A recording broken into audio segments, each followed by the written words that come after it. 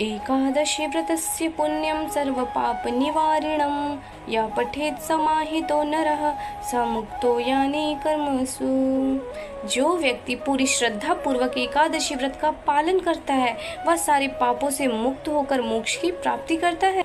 आप सबको देवउठनी एकादशी की हार्दिक शुभकामनाएं। आज हम एक बहुत ही महत्वपूर्ण एकादशी कथा के बारे में जानेंगे जिसे देवउठनी एकादशी कहते हैं।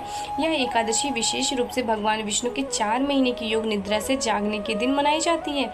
इस दिन भगवान विष्णु के जागने से सभी शुभ कार्यों का आरंभ होता है। यह कथा हम सबके जीवन में आशीर्वाद और सुख की प्राप्ति। देवउठनी एकादशी की शुरुआत बहुत समय पहले की बात है, जब देवताओं और असुरों के बीच युद्ध चल रहा था। देवता भगवान विष्णु की सहायता से असुरों पर विजय प्राप्त करने के लिए संघर्ष कर रहे थे।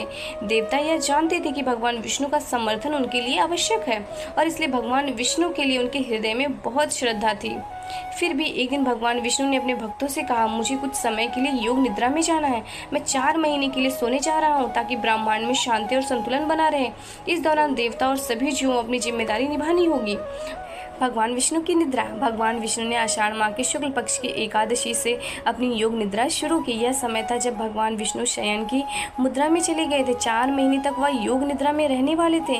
इस समय को देवशयनी एकादशी कहा जाता है। जब भगवान विष्णु सो जाते हैं तब समस्त सृष्टि का संचालन उनके द्वारा किया जाता है और जब वे सोते हैं तो यह सब रुक जाता है। ऋषियों और देवताओं की चिंता। जब भगवान विष्णु योग निद्रा में चले गए तो समस्त सृष्टि में असंतुलन हो गया। देवताओं का काम रुक गया और संसार में जीवन की गति मंद पड़ गई। भगवान विष्णु के बिना सभी कार्य रुक गए थे। देवता परेशान हो गए थे और भगवान विष्णु को जगाने के लिए ऋषियों ने मार्गदर्शन लेने गए। ऋषियों और देवताओं की प्रार्थना। ऋषियों ने भगवान विष्णु से प्रार्थना की, हे प्रभु, आपने 4 महीने के लिए योग निद्रा में जाने का वचन लिया है, परंतु संसार के सभी कार्य रुक गए हैं। कृपया आप अपनी निद्रा से जागें और सृष्टि के कार्यों को पुनः चालू करें। भगवान विष्णु ने ऋषियों की प्रार्थना सुनकर उन्हें आशीर्वाद दिया और कहा, मैं 4 महीने के बाद मार्गशीर्ष माह के शुक्ल पक्ष की एकादशी को जागूंगा। तब तक तुम सभी अपनी भूमिका निभाओ और संसार में समृद्धि बनाए रखो। भगवान विष्णु का जागरण। इस प्रकार भगवान विष्णु का जागरण मार्गशीर्ष माह के शुक्ल पक्ष की एकादशी को हुआ। यह दिन विशेष रूप से महत्वपूर्ण माना जाता है क्योंकि इसी दिन भगवान विष्णु ने अपनी योग निद्रा से जागकर संसार के कार्यों को पुनः शुरुआत की थी। देवउठनी एकादशी का महत्व।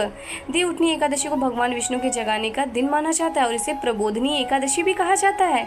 इस दिन के बाद सभी शुभ कार्यों का आरंभ हो जाता है, जैसे विवाह, गृह प्रवेश, मुंडन संस्कार आदि। इसे विशेष रूप से एक नए शुरुआत का प्रतीक माना जाता है। तुलसी विवाह। इस दिन एक और महत्वपूर्ण परंपरा होती है, वह है तुलसी विवाह। यह माना जाता है कि तुलसी माता ने भगवान विष्णु से विवाह के लिए कठोर तपस्या की थी। भगवान विष्णु ने उनकी तपस्या से प्रसन्न होकर उन्हें अपने साथ विवाह करने का वचन दिया। इस दिन तुलसी माता और भगवान विष्णु के बीच विवाह का आयोजन किया जाता है, जो शांति, समृद्धि और पुण्य का प्रतीक माना जाता है। शालिग्राम भगवान विष्णु भगवान के ही स्वरूप हैं। देवउठनी एकादशी के लाभ। पापों से मुक्ति। इस दिन व्रत रखने से सभी पाप समाप्त हो जाते हैं और जीवन में शांति और सुख का वास होता है। भगवान विष्णु की विशेष कृपा प्राप्त होती है जिससे जीवन में समृद्धि और उन्नति होती है। इस दिन से सभी शुभ कार्यों की शुरुआत होती है। माता तुलसी और भगवान विष्णु जो उनके स्वरूप शालिग्राम भगवान है, उनसे उनका विवाह होता है। निष्कर्ष। प्रिय श्रोताओं, देवउठनी एकादशी के दिन व्रत और पूजा से हमें भगवान विष्णु की विशेष कृपा प्राप्त होती है। यह एक नई शुरुआत का प्रतीक और हमें अपनी बुरी आदतों और पापों से मुक्ति मिलती है। भगवान विष्णु के जागने से संसार में शांति और समृद्धि का संचार होता है। इस दिन विशेष रूप से व्रत रखने वाले और रात्रि जागरण करने से जीवन में सकारात्मक परिवर्तन आते हैं। स्मरण करें कि देवउठनी एकादशी हमें भक्ति, आस्था और समृद्धि की दिशा में मार्गदर्शन कराती है।